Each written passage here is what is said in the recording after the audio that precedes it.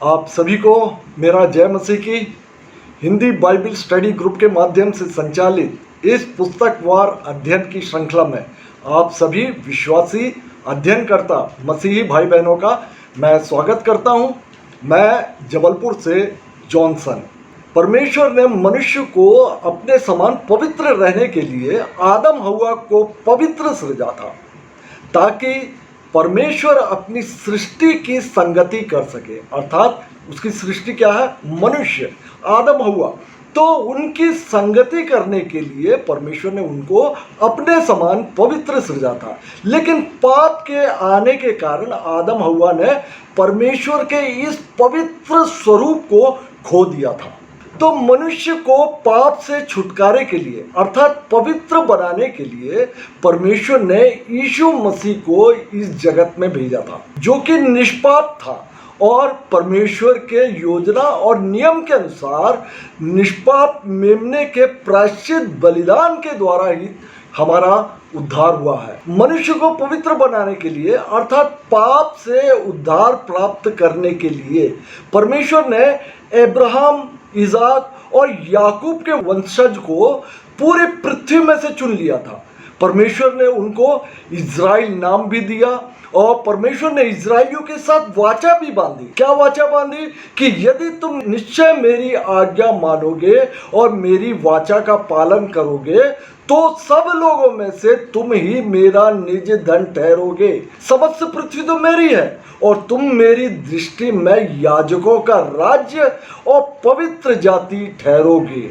और ये वाचा बांधने के बाद उनसे परमेश्वर ने कहा था कि पवित्र बनो क्योंकि मैं पवित्र हूं। तो परमेश्वर जब आदम हव्वा ने पाप कर लिया और वे अपवित्र हो गए या अशुद्ध हो गए, क्योंकि पाप से ही हमारे जीवन में अशुद्धि आती है।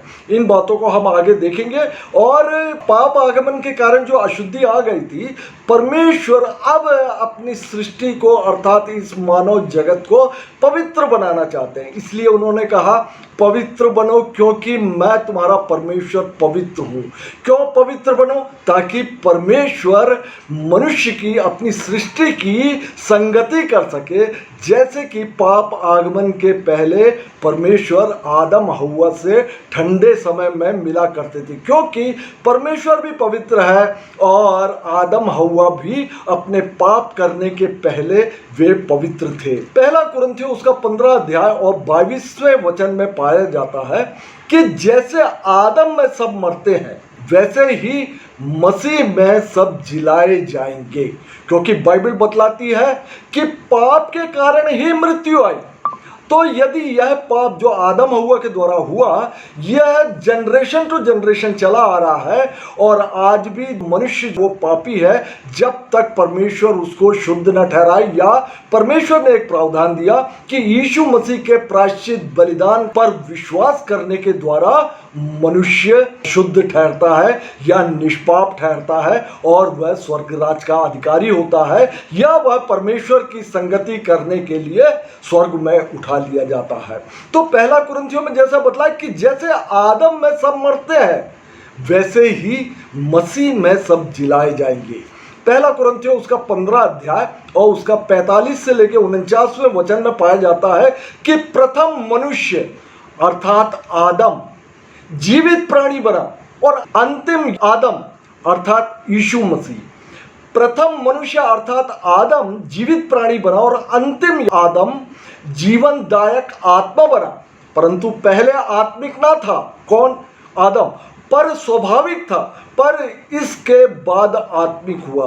प्रथम मनुष्य धरती से अर्थात मिट्टी का था, दूसरा मनुष्य स्वर्गीय है अर्थात यीशु मसीह को यहाँ पे दूसरा आदम या दूसरा मनुष्य कहा गया है। दूसरा आदम स्वर्गीय है, जैसा वह मिट्टी का था अर्थात जैसा आदम मिट्टी का था वैसे ही और मिट्टी के हैं अर्थात हम आप भी मिट्टी के हैं, और जैसा वह स्वर्गीय है अर्थात जैसा यीशु मसीह स्वर्गीय है वैसे ही और भी स्वर्गीय है। और जैसे हमने उसके रूप को जो मिट्टी का था धारण किया, वैसे ही उस स्वर्गीय का रूप भी धारण करेंगे। अर्थात हम आप जो है अविनाशी दशा में अनंत जीवन के लिए हम आप उठा लिए जाएंगे, जो मसीह पर विश्वास करता है और जिनके पाप धोए जाते हैं। तो यहाँ पर आप लय व्यवस्था में देखेंगे शुद्ध और अशुद्ध दोनों की बातें यहाँ पर की गई है। तो मनुष्य पाप से छुटकारा पाकर पवित्र बनकर ताकि वह परमेश्वर की संगति कर सके, इसके लिए परमेश्वर ने अपनी चुनी हुई प्रजा इजराइलियों के लिए पवित्रता के नियम दिए थे, जिन्हें हम आज लय व्यवस्था में देखने जा रहे हैं। यह पवित्रता जो है दो प्रकार की होती है, या ये अपवित्रता जो है या ये अशुद्धता जो है वह दो प्रकार की होती है। पहली होती है शारीरिक अशुद्धता या शारीरिक अपवित्रता, दूसरी होती है आत्मिक अशुद्धता या आत्मिक अपवित्रता। शारीरिक अशुद्धता को दूर करने के लिए परमेश्वर ने जल का प्रावधान दिया था कि शारीरिक अशुद्धता रहने से 1 दिन या 7 दिन तक वह अशुद्ध ठहराया जाता था और वह अशुद्धता जल से स्नान के द्वारा दूर हो जाया करती थी। दूसरी अशुद्धता है आत्मिक अशुद्धता, और इस आत्मिक अशुद्धता को पानी के द्वारा दूर नहीं किया जा सकता। इसके लिए परमेश्वर ने लहू का प्रावधान दिया कि मेमने अर्थात अन्य जो शुद्ध पशु हैं उनका बलिदान के द्वारा, उनके रक्त के द्वारा ही यह अपवित्रता को दूर किया जा सकता है। इस प्रकार की व्यवस्था परमेश्वर ने ओल्ड टेस्टामेंट में दिया हुआ था, और ये सारी बातों को हम देखेंगे कि न्यू टेस्टामेंट में किस प्रकार से पूरी होती है। तो शारीरिक अशुद्धता में कुष्ठ रोग भी आता है, कुष्ठ रोग, जिसका अध्ययन आज हम 13वें अध्याय में करेंगे। और आज का अध्ययन हम प्रारंभ करते हैं 11वें अध्याय से, लय व्यवस्था उसका 11वां अध्याय। सबसे पहले अध्ययन का मूल मैंने बतलाई या बेस मैंने बतलाया क्या है। जैसे इब्रानियों 10 का पहला वचन बतलाता है कि व्यवस्था आने वाली अच्छी वस्तुओं का मात्र प्रतिबिंब है, मूल वस्तुएं नहीं। लेकिन मूल वस्तुएं क्या है? मसीह की है।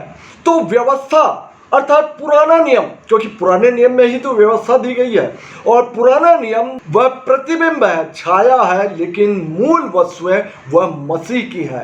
अर्थात पुराना नियम छाया है और नया नियम मूल है। तो हम देखेंगे आज के अध्ययन में कि ये पुराने नियम में जो छाया है वह किस प्रकार से है, जो कि नए नियम में मूल रूप में आता है। तो आज हम 11वें अध्याय से प्रारंभ करते हैं। 11वें अध्याय में यदि आपने बाइबल खोल कर रखा है तो आप देख सकते हैं कि वहां पे शुद्ध और अशुद्ध पशु और पक्षियों के बारे में दिया गया है। यह शुद्ध और अशुद्ध पशु और पक्षियों के विषय में परमेश्वर ने अपनी चुनी हुई प्रजा इजराइलियों को क्यों आज्ञा दी थी, इस बात को हम देखेंगे। सबसे पहले हम समझते हैं कि किन किन पशु और पक्षियों को उन्होंने शुद्ध और अशुद्ध ठहराया था। परमेश्वर ने जो चौपाए होते हैं उनमें से परमेश्वर ने ये नियम दिया था, जिन जानवरों के या चौपायों के खुर फटे होते हैं और जो कि पागुर करते हैं। पागुर करना मतलब जो गाय बैल इस प्रकार के जो चौपाए होते हैं वो पहले इकट्ठा अपना घास फूस जो भी वो खाते हैं उनको वो खा लिया करते हैं। इसके बाद वे उसको वापस से मुंह में लाते हैं और उसको अच्छी तरह से चबा के फिर गुटकते हैं, जिसको पागुर करने को हम सामान्य भाषा में जुगाली करना कहते हैं। तो परमेश्वर ने यह प्रावधान दिया कि ऐसे चौपाए जिनके खुर फटे हों और वे पागुर करते हो, ऐसे पशु वे शुद्ध होंगे। जैसे कि गाय, उनके खुर भी फटे हैं और वे पागुर भी किया करते हैं। लेकिन ऊंट को आप देखेंगे, ऊंट जो है वह पागुर तो करता है लेकिन उसके खुर फटे नहीं होते। इसीलिए ऊंट को बाइबल में अशुद्ध ठहराया है। ना उसको इजरायली खा सकते थे और ना ही उस ऐसे अशुद्ध पशुओं का बलिदान ही किया जा सकता है। दूसरा उदाहरण बाइबल में 11वें अध्याय में दिया हुआ सुअर के आप देखेंगे खुर फटे होते हैं लेकिन वो जुगाली नहीं करता, पागुर नहीं करता। तो उसको भी अशुद्ध ठहराया गया है चौपायों में। और आगे हम देखते हैं 11वें अध्याय में उसके 9वें वचन में कि जो समुद्र और जल में रहने वाले जल जंतु हैं उनमें भी शुद्ध और अशुद्ध ठहराया है। जितनों के शरीर पर जो पंख होते हैं या जो छिलके होते हैं उनको परमेश्वर ने शुद्ध ठहराया। आप मछली को देखोगे उनको चौंटे बोला गया है और उनके पंख होते हैं जिनको कि पंख साफ करने पर नीचे चमड़ी दिखती है। तो ऐसे जो पंख वाले जो मछलियां हैं उन या समुद्री प्राणी है उनको आप खा सकते हो, लेकिन जिनके पंख नहीं है उनको आप नहीं खा सकते। जैसे कि हम आप जानते हैं बाम मछली होती है। बाम मछली देखना सांप के जैसी होती है और एकदम चिकनी होती है, उनके छिलके नहीं होते। तो इस प्रकार के जो जल जंतु हैं उनको आप नहीं खा सकते, या फिर इजराइलियों को आज्ञा की थी कि ऐसे जो जल जंतु हैं उनको नहीं खा सकते, जिनके चौटे या पंख होते हैं उनको आप खा सकते हैं। इसके बाद हम देखते हैं कि आकाश के पक्षी, आकाश के पक्षियों में आप मुख्यतः देखेंगे कि जो मरे हुए पशुओं का मांस खाने वाले हैं, जैसे कि चील हो गए, गिद्ध हो गए, इनको खाने की अनुमति नहीं दी गई। ये पक्षी इन्हें अशुद्ध ठहराया गया है। और आगे हम देखते हैं कि जैसे रेंगने वाले प्राणी, रेंगने वाले जितने भी प्राणी हैं उनको अशुद्ध ठहरा गया। रेंगता जो है, सांप भी रेंगता है और छिपकली जो है वो भी रेंग के चलती है। आप मगरमच्छ को देखेंगे, आप गिरगिटान को देखेंगे, ये सब रेंग के चलने वाले हैं। इन सबको बाइबल में इजराइलियों के लिए परमेश्वर ने जब नियम दिए थे शुद्ध और अशुद्ध पशु पक्षियों को, तब इनको अशुद्ध ठहराया गया था। इनको खाने की भी मनाही थी, इनकी लोथ को अर्थात मृत देह को छूने की भी मनाही थी, और इन अशुद्ध पशुओं पक्षियों को बलिदान देने की भी मनाही की गई थी।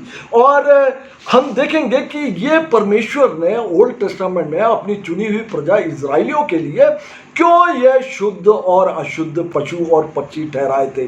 मात्र इसलिए नहीं कि इनका बलिदान किया जा सकता है और इनको बलिदान नहीं किया जा सकता, मात्र ये बतलाने के लिए नहीं, और ना ही ये बतलाने के लिए कि इनको खाया जा सकता है और इनको नहीं खाया जा सकता है, ये भी नहीं।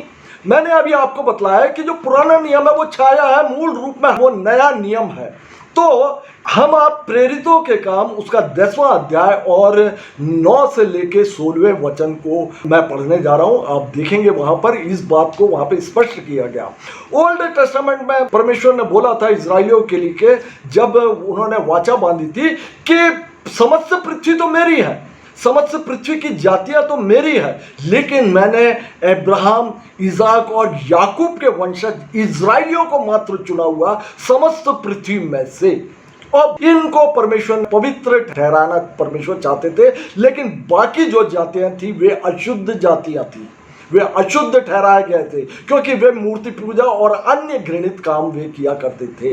तो यहाँ पे देखेंगे शुद्ध और अशुद्ध पशु पक्षियों पर क्यों विभेद किया गया है, या क्यों परमेश्वर ने इजराइलियों को ये नियम दिया गया था। प्रेरितों के काम उसका 10वां अध्याय और उसके 9 से लेकर 16 में पाया जाता है कि पतरस ने एक दर्शन देखा था। वहां पर पतरस ने, जो प्रभु यीशु मसीह का प्रेरित था, उसने एक दर्शन देखा। क्या देखता है? दोपहर के निकट पतरस कोठे पर प्रार्थना करने चढ़ा और उसे भूख लगी और वो कुछ खाना चाहता था, परंतु जब वे तैयार कर रहे थे तो वह बेसुध हो गया, वो बेहोश हो गया पतरस, क्योंकि खाना अभी तैयार हो रहा था, भोजन बन रहा था, उसमें काफी समय लग रहा था।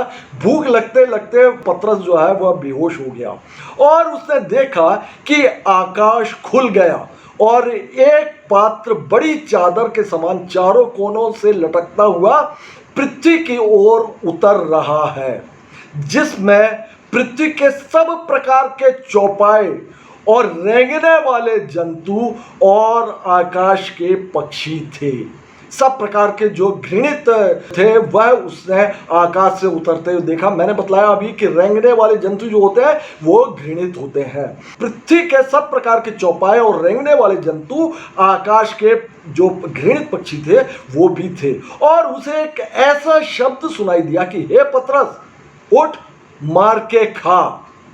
परंतु पतरस ने कहा, नहीं प्रभु, कदापि नहीं, क्योंकि मैंने कभी कोई अपवित्र या अशुद्ध वस्तु नहीं खाई है।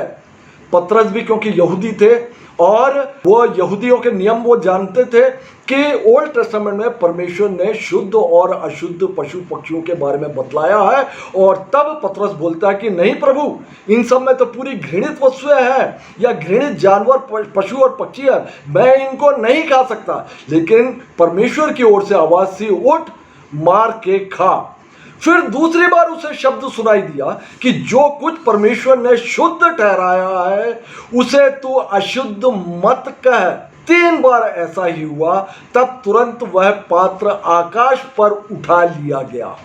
यहां पर हुआ क्या?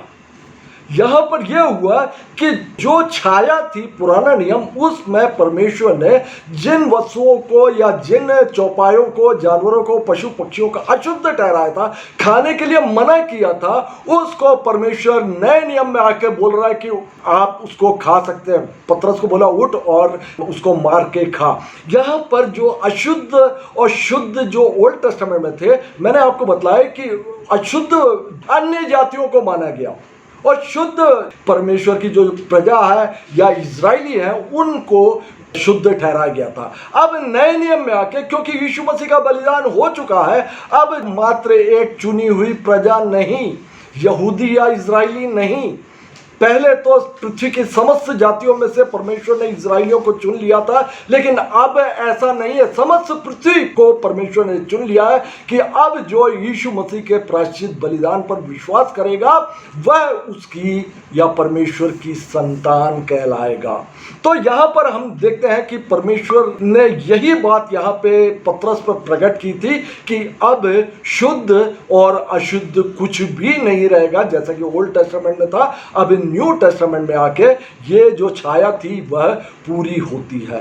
प्रेरितों के काम उसका 10वां अध्याय और 28वें वचन में भी पाया जाता है कि उनसे कह, तुम जानते हो कि अन्य जाति की संगति करता या उसके यहाँ जाना यहूदियों के लिए अधर्म है।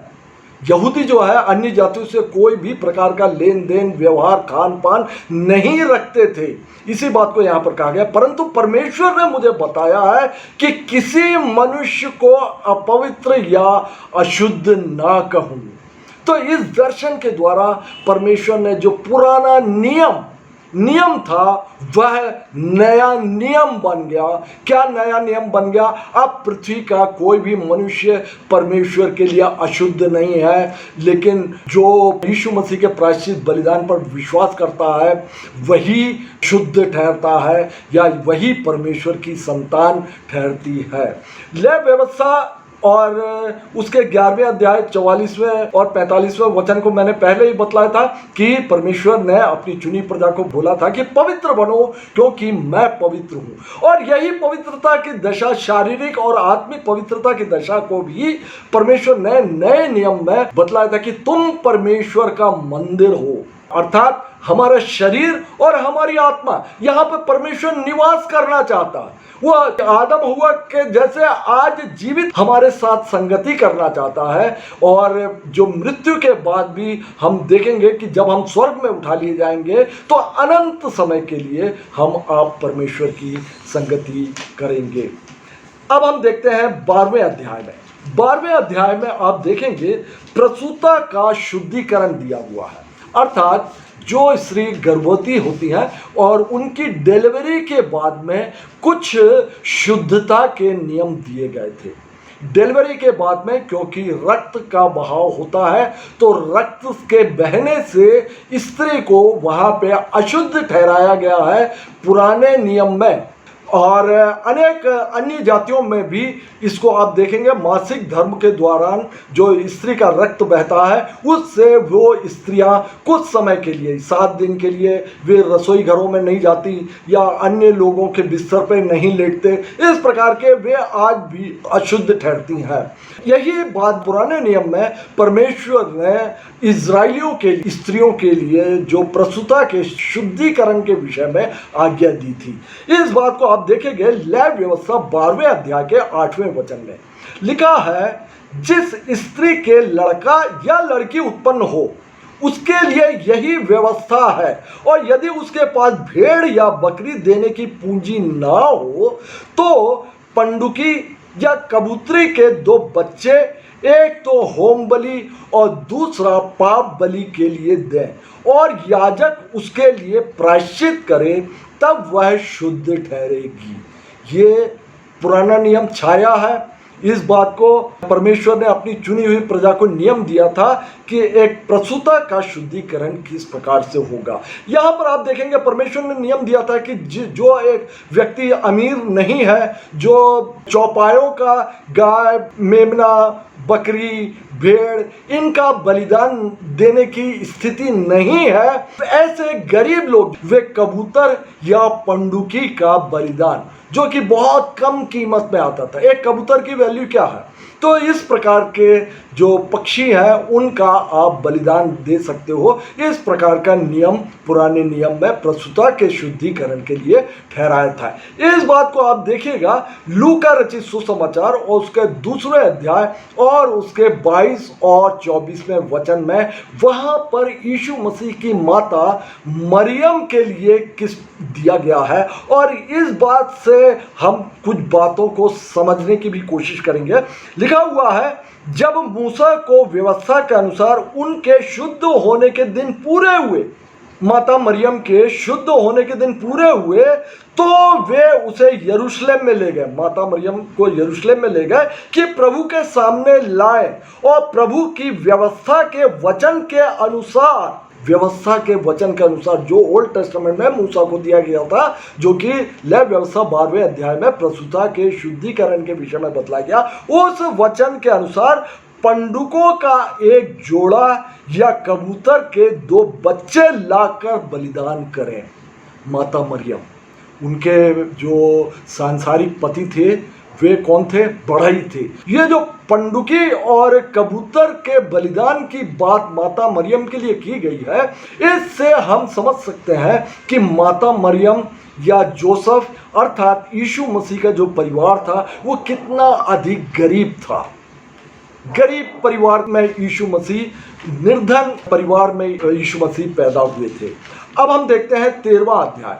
मैंने आपको पहले भी बतलाया कि लेव व्यवस्था और बाकी जो पुस्तकवार ये जो अध्ययन हम कर रहे हैं, प्रत्येक अध्याय के मुख्य बातों को हम लेकर चल रहे हैं या मुख्य बातों का हम अध्ययन कर रहे हैं। तो अब हम लेव व्यवस्था 13वें अध्याय का अध्ययन करेंगे, जहां पे कुष्ठ रोग के बारे में बतलाया गया, कोढ़ के बारे में बतलाया गया।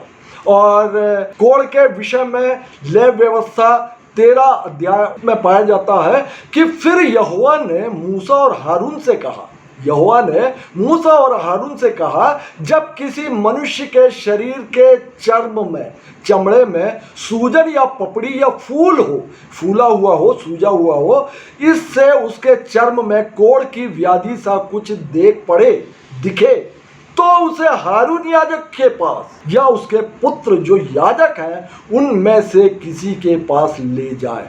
पहला महायाजक जो था हारून, और उसके 4 पुत्रों को भी एक साथ महायाजक होने के लिए अभिषेक किया गया था। ये बात हमने पिछले अध्ययन में भी देखा था। तो एक साथ में हारून और उसके 4 पुत्रों का अभिषेक किया गया था महायाजक होने के लिए, लेकिन अभी जो महायाजक था वह हारून ही था। तो ऐसे कोढ़ी व्यक्तियों को परमेश्वर ने आज्ञा दी थी कि इजराइलियों के महायाजक के पास उसको ले जाकर दिखाए, और वह महायाजक क्या करेगा? लिखा है, जब याजक उसके चर्म की व्याधि को देखे और यदि उस व्याधि के स्थान के रोए उजले हो गए हों, अर्थात उस स्थान के बाल वो सफेद हो गए हों और व्याधि चर्म से गहरी देख पड़े, तो यह जान ले कि कोढ़ की व्याधि है। याजक उस मनुष्य को देखकर उसको अशुद्ध ठहराए। देखिएगा ओल्ड टेस्टामेंट में सब जगह याजक वर्ड दिया हुआ, लेकिन वो महायाजक के विषय में बात कर रहे होते हैं। ओल्ड टेस्टामेंट में स्पेशली जो पेंटाटक, ये जो मूसा को दी हुई परमेश्वर की व्यवस्था या नियम की पुस्तक है, उसमें महायाजक शब्द ऐसा नहीं पाया जाता है। हारून अर्थात महायाजक। तो यहाँ पे जो व्यक्ति कोढ़ी है उसको महायाजक के पास ले जाना पड़ता था और महायाजक को कुछ सिम्टम्स दिए हुए थे कि इन बातों को देखकर वह निश्चित करता था कि यह कोढ़ है और फिर उसके बाद उसके आगे के नियम भी दिए गए थे। आप देखिएगा, व्यवस्था आने वाली अच्छी वस्तुओं का मात्र प्रतिबिंब है, पुराना नियम मात्र प्रतिबिंब है, उसका मूल स्वरूप जो है वो मसीह है। यहाँ पर आप देखेगा कि जो कोढ़ से जो बीमार होता था, जो कि असाध्य रोग कहलाता था और जो व्याधि होती थी, उसको महायाजक के पास ले जाया जाता था। आज लिखा हुआ है कि तुम्हारे मन में जो है असाध्य रोग लगा हुआ है। आज हमारा आपका महायाजक कौन है? आज जो रोग वह पाप को दर्शाता है और यीशु मसीह के लिए यह वचन पाया जाता है यशायाह 53 अध्याय और 3 वचन में। आप ध्यान रखिएगा, ओल्ड टेस्टामेंट में हारून महायाजक था, जो रोगी होता था या कुष्ठ रोगी होता था उसको महायाजक के पास ले जाया जाता था। और हमारा आपका महायाजक जो यीशु मसीह है, यशायाह 53 अध्याय और उसका 3 वचन, वह तुच्छ जाना गया। यीशु मसीह के बारे में लिखा हुआ, वह तुच्छ जाना जाता और मनुष्यों का त्यागा हुआ था। वह दुखी पुरुष था, रोग से उसकी जान पहचान थी। आज का हमारा आपका महायाजक, रोग से उसकी जान पहचान थी और लोग उससे मुंह फेर लेते थे। वह तुच्छ जाना गया और हमने उसका मूल्य ना जाना। और यीशु मसीह के बारे में इब्रानियों 4 अध्याय और उसके 16वें वचन पाया जाता है, जब हमारा ऐसा बड़ा महायाजक है जो स्वर्गों से होकर गया है, अर्थात परमेश्वर का पुत्र यीशु, तो आओ हम अपने अंगीकार को दृढ़ता से थामे रहे, क्योंकि हमारा ऐसा महायाजक नहीं जो हमारी निर्बलता में हमारे साथ दुखी ना हो सके, निर्बलताओं में या रोगों में हमारे साथ दुखी ना हो सके, वरन वह सब बातों में हमारी नाई परखा तो गया तो भी निष्पाप निकला। इसलिए आओ हम अनुग्रह के सिंहासन के निकट हियाव बांधकर चले कि हम पर दया हो और वह अनुग्रह पाए जो आवश्यकता के समय हमारी सहायता करे। इस उद्देश्य की पूर्ति के लिए परमेश्वर ने, अर्थात ये जो पवित्र और अपवित्रता यहाँ पे बतलाई गई कि कोढ़ जो है वह अपवित्र है, इसके लिए परमेश्वर ने क्या किया कि याकूब के जो 12 पुत्र थे उसमें लिया के पुत्र, देखिए याकूब के 2 पत्नियां होती है, बड़ी लिया और छोटी राहेल। और राहेल वह बांझ रहती है और बाद में उससे यूसुफ और बिन्यामीन पैदा होते हैं। लेकिन लिया से देखेंगे बाकी बच्चे और उनके जो रखेल हुआ करती हैं उनसे भी बच्चे पैदा हुए। तो जो लिया जो थी वो कंजी आंखों की थी या धुंधली आंखों की थी, उसको अप्रिय जाना, याकूब ने भी अप्रिय जाना, वह अप्रिय जाना जाती थी। परमेश्वर ने उसी अप्रिया से देखेंगे आप यीशु मसीह के जो मूल थे यहूदा, उसको लेकर आए। अप्रिय को परमेश्वर ने, जिसको मनुष्य ने अप्रिय जाना, परमेश्वर ने उसको प्रिय जाना। तो यहाँ पर आप देखेंगे कि जो लिया के जो पुत्र थे उनमें से जो तीसरा पुत्र था, जो याकूब के जो 12 पुत्र थे उसमें जो तीसरा पुत्र था वह था लेवी। और लेवी को परमेश्वर ने अपनी सेवा के लिए, अर्थात मिलाप वाले तंबू या टैबरनेकल के सेवा कार्य के लिए परमेश्वर ने चुन लिया था। अर्थात इस लिया के पुत्र को जो अप्रिय थी उसको चुन लिया था परमेश्वर ने अपनी सेवा के लिए। लेवी के 3 पुत्र थे, गेर्शोन, कहात और मरारी। कहात के 4 पुत्रों में से अमराम पुत्र था, जिससे कि हारून, मूसा और मरियम जन्मे। अमराम जो था ये लेवी के वंशज है और इनमें से 2 पुत्र और 1 पुत्री, अर्थात हारून, मूसा और मरियम जन्मते हैं। और हारून को परमेश्वर ने लेवी वंश से महायाजक होने के लिए चुन लिया था। अब जो है हारून के वंशज ही महायाजक हुआ करेंगे, हारून उसका पुत्र और उसके बाद में उनके पुत्र, इस प्रकार से। लेकिन जो लेवी के वंशज हैं, जो अन्य लेवी गोत्र को, उनको परमेश्वर ने टैबरनेकल में अपने अनेक अन्य कामों के लिए परमेश्वर ने उनको ठहरा दिया था। अब देखेंगे कि ये जो कोढ़ के विषय में हम अब बात कर रहे थे कि नए नियम में यीशु मसीह ने 10 कोढ़ियों को चंगाई दी थी। 10 कोड़ियों को चंगाई देने का विवरण हम वहाँ पर पाते हैं। और आप यहाँ पर महायाजक को देखेंगे, वह भी जो है रोग की पहचान करता है और उसके चंगाई के विषय में भी यहाँ पर बतलाया जाता है। जो कोढ़ी हुआ करते थे उनके लिए 2 विशेष नियम थे, जिनको महायाजक पहचान लेता था कि ये कोढ़ी व्यक्ति है, उसके लिए 2 नियम ठहराए गए थे। लय व्यवस्था उसका 13 अध्याय और उसका 45वें वचन में पाया जाता है, जिसमें वह व्याधि हो, उस कोढ़ी के वस्त्र फटे होना चाहिए और सिर के बाल बिखरे रहना चाहिए और वह अपने ऊपर वाले ओंठ को ढांपे हुए, अर्थात उंगली से ढांपे हुए अशुद्ध अशुद्ध अशुद्ध पुकारा करे, ताकि अन्य लोग जान सकें कि यह कोढ़ी व्यक्ति है। अशुद्ध अशुद्ध पुकारने से, रास्ते में चलने से सामने वाला कोई व्यक्ति आ रहा तो इस कोढ़ी व्यक्ति को पुकारना पड़ता था कि अशुद्ध अशुद्ध अशुद्ध। इससे सामने वाला व्यक्ति जान जाता था कि यह कोढ़ी आ रहा है, इससे दूर हटकर चलना चाहिए। दूसरी जो नियम ठहराया था परमेश्वर ने कि ऐसे कोढ़ी को छावनी के बाहर, छावनी जो इजराइलियों में लाखों की संख्या में जो टेंट लगा के रेगिस्तान में रहा करते थे, वो इजराइल की छावनी कहलाती थी। छावनी शब्द आप देखेंगे मिलिट्री में पाया जाता, सेना में पाया जाता, और हमारे आपका जो परमेश्वर है उसको सेनाओं का परमेश्वर कहा गया है। इसलिए ये जो सेना है अर्थात इजराइली है, इनके तंबुओं को छावनी कहा गया है। तो छावनी के बाहर रहने की आज्ञा दी गई थी इजराइलियों को, ऐसे कोढ़ी के लिए।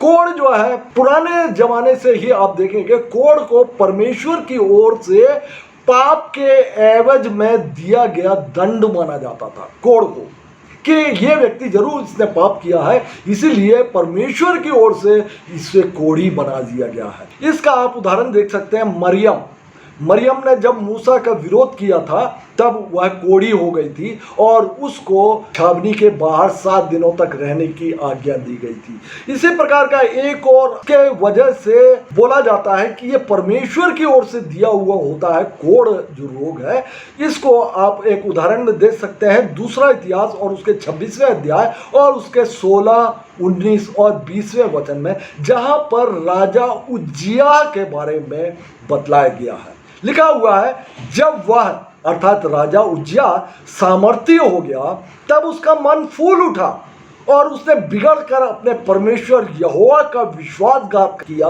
अतः वह धूप की वेदी पर धूप जलाने को यहोवा के मंदिर में घुस गया। धूप वेदी का जो देख रेख रख रखाव या उसका जलाना जो कुछ भी है, ये लेवी वंश को दिया गया था। लेकिन ये जो उज्जियाह जो था वह लेवी वंश का नहीं था। नहीं होने के कारण भी वह धूप जलाने के लिए लेवियों के स्थान में वो चला गया, धूप जलाने को यहोवा के मंदिर में घुस गया। तब उज्जियाह धूप जलाने को धूप दान हाथ में लिए हुए झुंझला उठा और वह याजकों पर झुंझला रहा था कि याजकों के देखते देखते यहोवा के भवन में धूप की वेदी के पास ही उसके माथे पर कोढ़ प्रकट हो गया। यह काम धूप वेदी को जलाना या धूप वेदी को संवारना यह लेवी गोत्र के लोगों का ही काम था, जबकि उज्जियाह जो था दूसरे गोत्र का था और उसने लेवी के गोत्र का अर्थात परमेश्वर के जो नियमों का उल्लंघन किया, तो वही वेदी के पास ही उसके माथे पर कोढ़ आ गया, कुष्ठ रोग आ गया। और अजर्या महायाजक, उस समय का महायाजक जो था वह अजर्या था, और सब याजकों ने उस पर दृष्टि की और क्या देखा कि उसके माथे पर कोढ़ निकला है। तब उन्होंने उसको वहां से झटपट निकाल दिया, वरन यह जानकर कि यहोवा ने मुझे कोढ़ी कर दिया है, यहोवा ने मुझे कोढ़ी कर दिया है, उसने आप बाहर जाने को उतावली की। आपने शब्दों पर ध्यान दिया, यहोवा ने मुझे कोढ़ी कर दिया है। तो यह कोढ़ जो है यह परमेश्वर की ओर से ही शुरू से ही माना जाता था। यीशु मसीह के समय काल में भी ऐसा माना जाता था कि कोढ़ वह परमेश्वर की ओर से दिया हुआ या फिर पापों के एवज में दिया हुआ परमेश्वर का दंड माना जाता था। ये जो 13 अध्याय है, लय व्यवस्था 13 अध्याय में कोढ़ के कुछ प्रकार बतलाए गए हैं।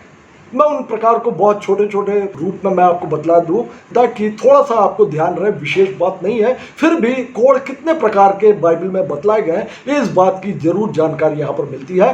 कि एक लिखा हुआ पुराना कोढ़, लय व्यवस्था 13 अध्याय और उसका 10वां और 11वां वचन, यदि वह सूजन उसके चर्म में, चमड़े में उजली हो, अर्थात सफेद रंग का सूजन हो और उसके कारण रोए भी उजले हो गए हो, बाल भी उस जगह के यदि सफेद हो गए हो, उस सूजन में बिना चर्म का मांस हो, मतलब वो चमड़ी गल गई हो और मांस दिख रहा हो, ऐसा जो कोढ़ होता है उसको पुराना कोढ़ बोला गया है। ऐसा व्यक्ति अशुद्ध ठहरता था, महायाजक उसको अशुद्ध ठहरा देता था। दूसरे प्रकार का दिया सफेद कोढ़, लय व्यवस्था 13 अध्याय और उसका 12 और 13वां वचन, सिर से लेकर पांव तक यदि चमड़ी सफेद हो जाए तो वह भी एक सफेद कोढ़ कहलाता था। हमारे आपके बीच में कई लोगों को आप देख सकते हैं सफेद रंग का, सफेद दाग बोलते हैं, आज के समय में सफेद दाग बोलते हैं, यह भी कोढ़ का एक रूप है। और सिर से लेकर पांव तक कहीं पर भी ये कोढ़ हो सकता, सफेद दाग हो सकता है, यह कोढ़ कहलाता। लेकिन इसको परमेश्वर ने शुद्ध ठहराया। ऐसा मनुष्य जिसको सफेद दाग है या सफेद कोढ़ है, वह व्यक्ति शुद्ध ठहरता है।